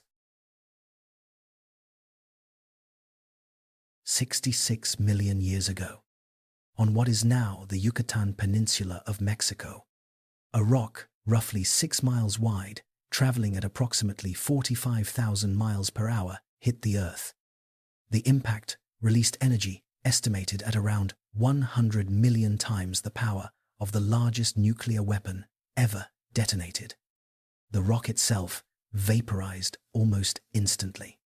The crater it left behind was over 100 miles wide. The shockwave traveled through the crust and out the other side of the planet. Molten rock, ejected by the impact, rained back down across the entire globe. Wildfires ignited across continents. A cloud of debris and sulfur aerosols blocked sunlight for months, then years. Temperatures plummeted. Photosynthesis collapsed. The food chains built on photosynthesis collapsed with it. In the space of perhaps a few thousand years, 3/4 of all species on Earth went extinct. Among the casualties were the non-avian dinosaurs, every lineage of large dinosaur that had existed for 160 million years, the apex predators and the enormous herbivores and the armored animals and the long-necked giants that had defined the texture of the terrestrial world for longer than the current Atlantic Ocean has existed, was gone. The most successful group of large land animals in the history of the planet, animals that had survived the Triassic extinction and every volcanic winter and climate shift the Mesozoic had produced, were eliminated within the span of a geological instant. What survived? Small things, generalist things, things that ate seeds and insects and detritus, things that could find food in a world where the living plant material had collapsed, things that could fit into burrows and crevices and survive on stored reserves while the sky was dark and the temperatures were wrong. Birds survived. The avian dinosaurs, small and metabolically flexible and capable of dispersal across distances that grounded animals could not cover. Crocodilians survived. Ancient and physiologically conservative and capable of surviving without food for extended periods. Turtles survived. Small lizards and snakes survived. And the mammals survived. Every one of them small. every one of them a generalist, every one of them already accustomed to operating in the ecological margins rather than the ecological center. For 66 million years after that impact, the mammals that survived it and their descendants did something that, if you had observed the Cretaceous world and tried to predict the future from it, would have seemed completely impossible. They became everything. The ecological vacuum left by the non-avian dinosaurs was enormous. Every role that large animals play in an ecosystem: apex predation, large-scale herbivory, seed dispersal, landscape modification, was suddenly open. And into those roles, generation by generation, the small generalist mammals that had survived the impact radiated. They grew larger. They specialized. They moved into oceans and became whales. They moved into the air and diversified into bats. They developed hooves and lived in herds on grasslands that had barely existed in the Mesozoic. They developed hands and binocular vision and large brains and moved into the trees of tropical forests. In 66 million years, the descendants of the mouse-sized survivors of the KPG event became elephants, blue whales, lions, dolphins, horses, gorillas, and every other mammal alive today, including the species that is currently trying to hold the scale of this history in a brain that was itself produced by the same 66 million years of diversification. Now, hold that story carefully, because it contains the thing that makes Pangaea Ultima more than a story about geology and heat. The mammals that inherited the Cenozoic world did so because they were small and unspecialized and ready to fill whatever space the extinction opened.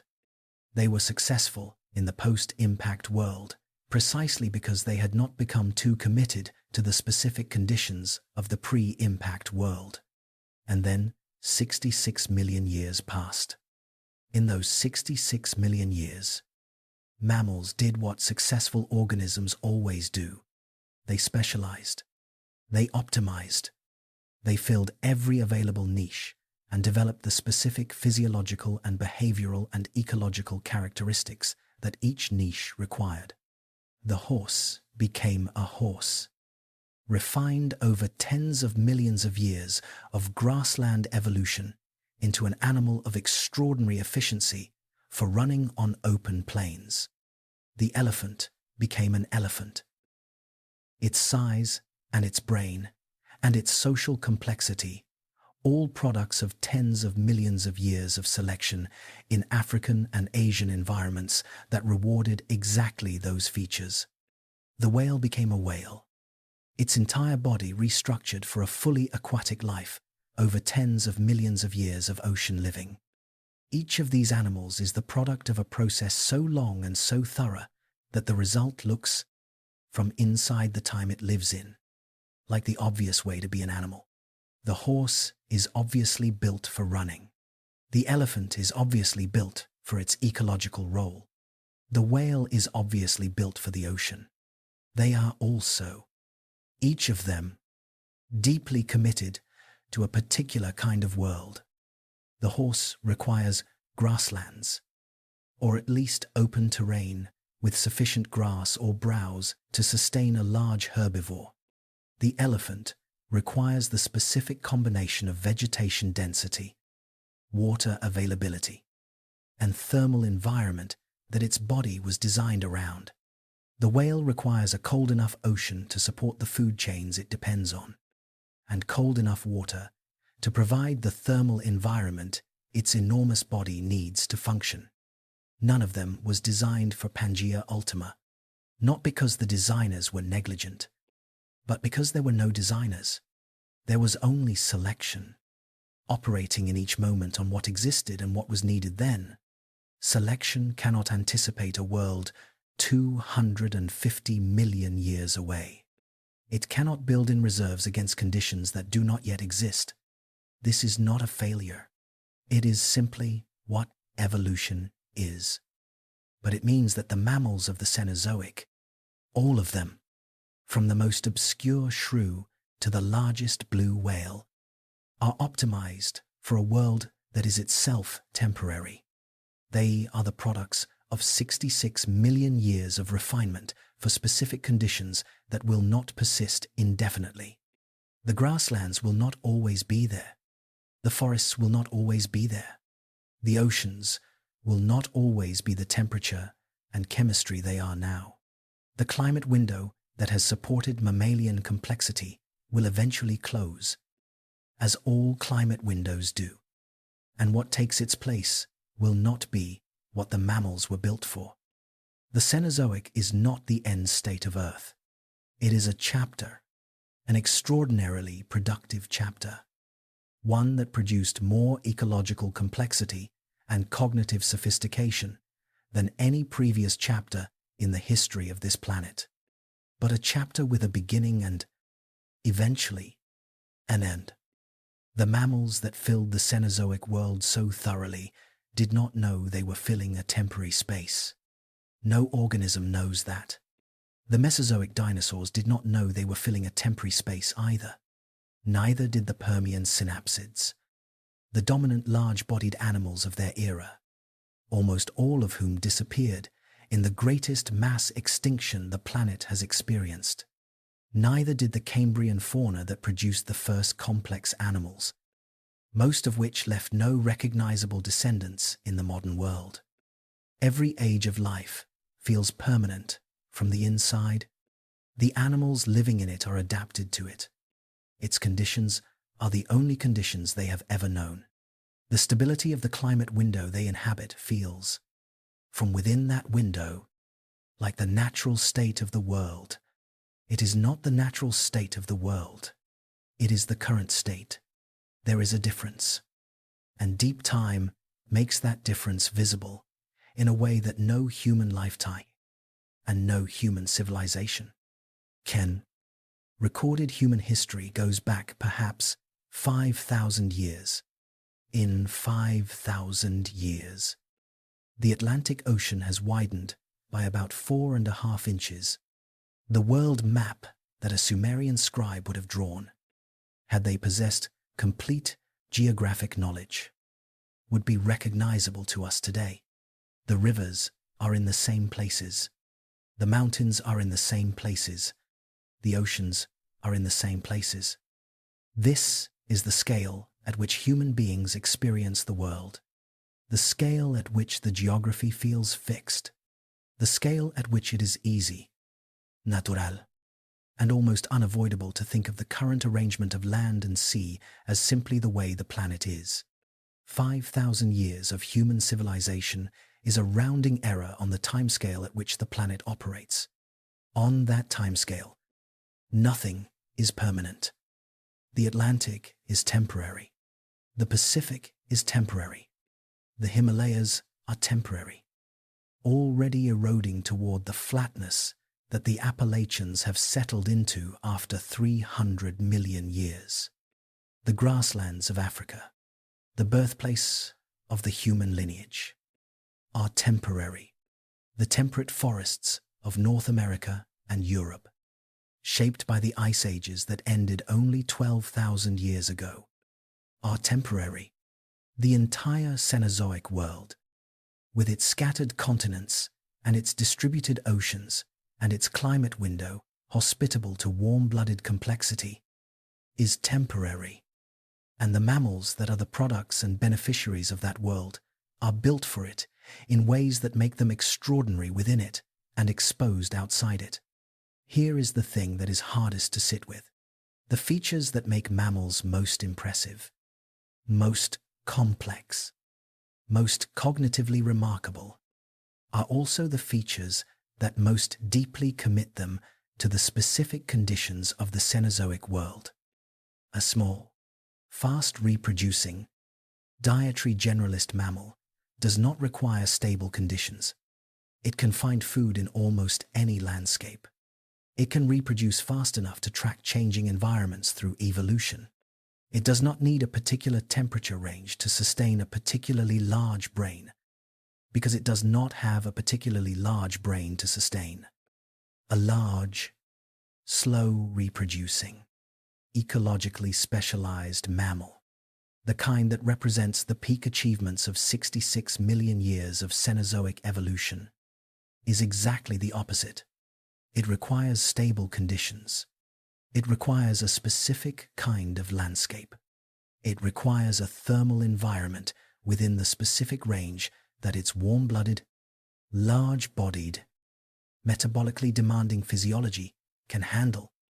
The more magnificent the mammal, in the sense of complexity and cognitive sophistication and ecological refinement, the more deeply it is committed to the world that produced it. Commitment is another word for vulnerability when the world changes. The dinosaurs were committed to the Mesozoic. The Ediacaran organisms were committed to the Ediacaran Ocean. Each was exquisitely suited to the conditions it lived in, and each found that being well suited did not help when those conditions disappeared. Mammals are committed to the Cenozoic, and the Cenozoic will not last 250 million years. This is not a counsel of despair. The Cenozoic is one of the most remarkable chapters in the 4-billion-year story of life on this planet, and it deserves to be understood as exactly that, a remarkable chapter, a finite one. But understanding it as a chapter rather than a permanent state requires a particular kind of honesty about what comes after it. The mammals of the Cenozoic achieved their remarkable complexity by specializing for a particular world. That specialization is their greatness. It is also their exposure. The age of mammals will not end because mammals failed. It will end, if it ends the way the models suggest, because they succeeded, because 66 million years of success in the Cenozoic world produced animals so finely adapted to its specific conditions that when those conditions change beyond a certain threshold, what made them extraordinary becomes what makes them vulnerable. The warmth bargain was the best deal available. The deal has a duration, and the duration is not forever. Go back to the edge of the Atlantic Ocean, the same beach from the beginning of this story, the same water, the same horizon, the same inch-per-year expansion that has been running since before the first dinosaur evolved, that continued through the entire age of dinosaurs, that continued through the impact that ended them, that continued through the entire 66 million years of the mammal age, that is continuing right now while you stand there and look at it. The Atlantic Ocean does not know it is temporary. This sounds like an obvious statement, because oceans do not know anything. But the obviousness of it is worth pressing on, because it points at something about the nature of Pangaea Ultima that matters more than any specific temperature projection or habitat calculation. The Atlantic is temporary in the same way that everything geological is temporary, which is to say that it is temporary on a timescale so vast that temporariness is functionally invisible from inside any single moment of it. It was not there before. It will not be there after. But within the span of time that it exists, it is as real and as consequential and as definitional of the world as anything can be. The same is true of the Cenozoic climate window. It was not there before. It will not be there after. But within the span of time that it exists, it is the world. It is what the world is. Every organism alive today was built by it, shaped by it, committed to it in ways both visible and invisible. Pangaea Ultima is often framed as a threat, as the thing that ends the mammal age, as a future catastrophe approaching from 250 million years away. The framing is understandable, because the implications for mammals are genuinely severe, but it is also misleading, because it assigns to Pangaea Ultima an agency and a hostility that it does not possess. Pangaea Ultima is a consequence. The consequence of a planet with a mobile surface, driven by the heat of its own formation and the radioactive decay in its mantle, rearranging its geography the way it has always rearranged its geography, following the physics that has governed it for 4.5 billion years, the consequence of a star that burns slightly hotter as it ages, as all stars of its type do, without reference to what is living on the planet orbiting it, the consequence of the carbon cycle and the volcanic systems and the weathering processes that have maintained Earth's climate within the range of habitability across billions of years, but only within a range, and not always the same part of it. Nothing is doing this to the mammals. There is no antagonist in this story. There is only physics, operating at its own scale, indifferent to the extraordinary things that happen to be living on the surface of the planet it governs. This is, in a way, the most unsettling aspect of the whole story. A mass extinction caused by an asteroid, at least, has a specific event at its center. Something happened. A rock arrived. There is a moment, a before and an after, a cause that can be pointed to. The story of the KPG extinction has a shape that the human mind can hold. The story of Pangaea Ultima has no such shape. There is no moment when it happens. There is no single event. There is only the slow, patient, indifferent operation of the same processes that have been running since before life existed, gradually and without announcement, changing the conditions of the surface until those conditions no longer match what the organisms living on it were built for. Extinction by process rather than extinction by event. The world becoming, slowly and without malice, a different world. The mammals will not see it coming in any meaningful sense. Individual mammals will experience heat and drought and habitat loss and the shrinking of the ranges their species require. But no individual mammal will be able to watch the Atlantic close. The timescale of the closing is so far beyond the timescale of any mammal perception that the ocean will simply always appear to be there, the same way it always appeared to be there, right up until it is not.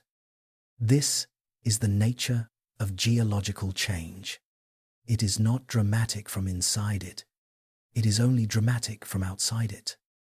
From the perspective of a timescale long enough to see the before and the after in the same frame.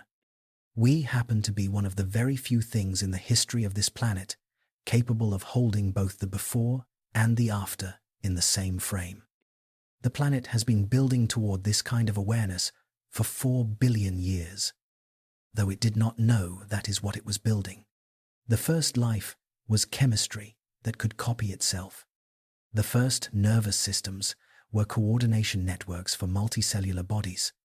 The first brains were prediction engines for animals trying to navigate a world that moved and bit and fled. Each step added capability on top of the previous one, driven by selection pressure in the moment and nothing else.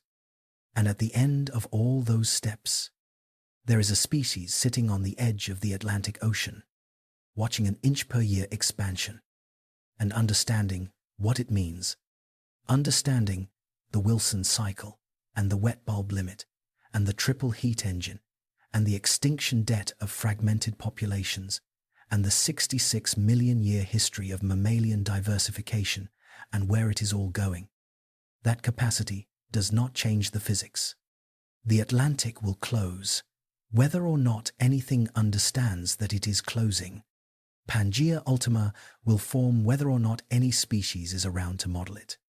The climate of the supercontinent interior will reach the temperatures the models project, whether or not any mammal is alive to measure them. But the capacity to understand it is not nothing. Every previous dominant group of animals on this planet went into its decline, completely unaware that the conditions of its world were changing. The Permian fauna did not know about the volcanic activity that was rewriting the chemistry of the atmosphere. The non-avian dinosaurs did not know about the asteroid. They simply found themselves in a world that no longer worked for them, with no understanding of why, and no ability to bring any resources to bear on the problem, except the ones that natural selection had already built into their bodies. We know about Pangaea Ultima. We built the models that revealed it. We measured the plate velocities and calculated the trajectories and ran the climate simulations and read the results. We have a working understanding of what is coming, at least in its broad outlines, 250 million years before it arrives. What we do with that knowledge is a question the science opens and does not close. Whether awareness changes anything in the timescales that matter to organisms with lifespans measured in decades belongs to a different conversation. What this conversation can offer is the context. The ocean is closing at 1 inch per year. The sun is brightening on its own schedule. The mantle is convecting at the rate it convects. These processes are not waiting for anyone. They are not responding to the extraordinary nature of what they may eventually change. They are simply what the planet does. And what the planet does, across 4.5 billion years of doing it, is change. Constantly, without stopping, without asking whether the things living on its surface are ready. The Atlantic Ocean will close. The continents will come home, and the world they build when they arrive will be a fully functioning planet, with oceans and atmosphere and geology and chemistry and biology. Just not the world that mammals were built for. Something will live in it. Something will find it hospitable and flourish in it, and eventually dominate it, and look out from their particular version of ecological success at whatever Pangaea Ultima has become, and feel, as every successful organism in every successful era has felt, that this is simply the way the world is. They will be wrong about the permanence of it, but they will not know that yet. The Atlantic is still there, right now, in whatever moment you are in. The ocean is doing what it has always done in human memory, and long before human memory existed.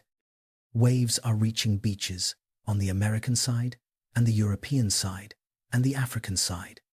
Ships are crossing it. Fish are living and dying in it. Storms are forming over it. The Gulf Stream is carrying warm water north and keeping the British Isles warmer than their latitude has any right to expect. None of this is changing in any way that any instrument of human experience can detect.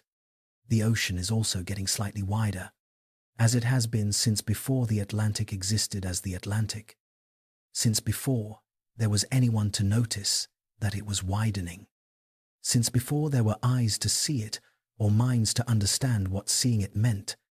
1 inch a year. Hold that against everything this story has covered. Against the Wilson cycle, running its patient 300 million year rhythm, against the Tethys Sea that once covered the rock, now forming the summit of Everest, against the triple heat engine assembling itself 250 million years from now in a world that will not have an Atlantic to look at, against the extinction debt beginning to accumulate in isolated mammal refuges on the edges of a continent that has not yet finished forming. 1 inch a year does not feel like the mechanism of any of that, but it is. Every organism currently alive on this planet is living inside an agreement with the physical conditions of the current Earth. The agreement was not negotiated. It was not signed. It was simply the result of billions of years of evolution producing organisms matched to the world they were evolving in.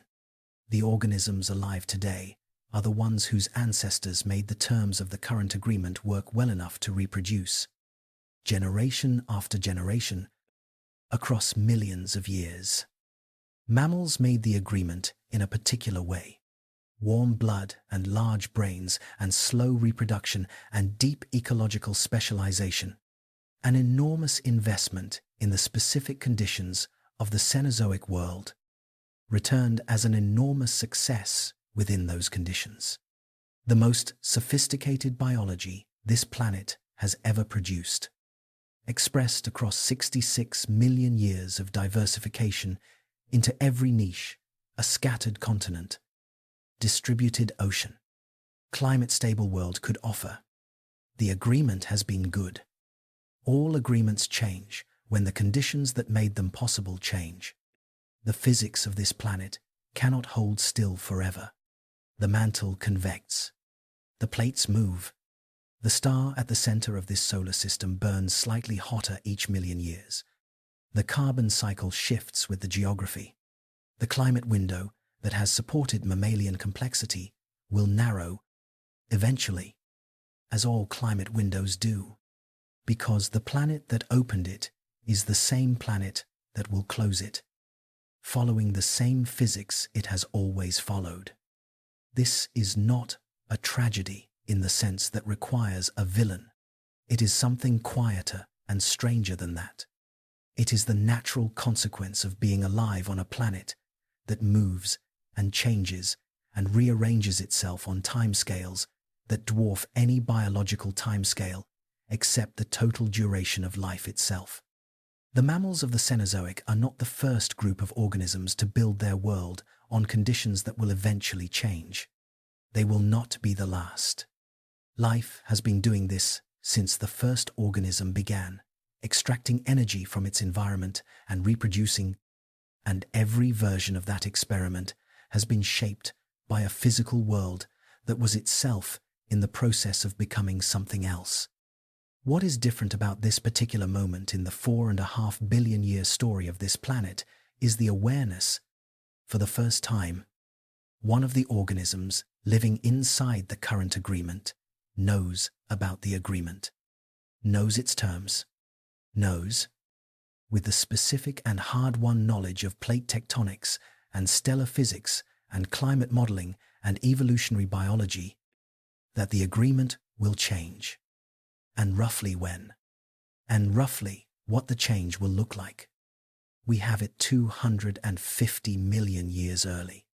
What we do with that is the question that the science opens and does not answer. The Atlantic is an inch wider than it was last year. It will be an inch wider next year. The process is running exactly as it has always run. Patient and indifferent, and without any reference to anything watching it from the shore. We are watching it from the shore. We are the first things in the history of this planet to understand what we are watching. We have not yet decided what to do with that.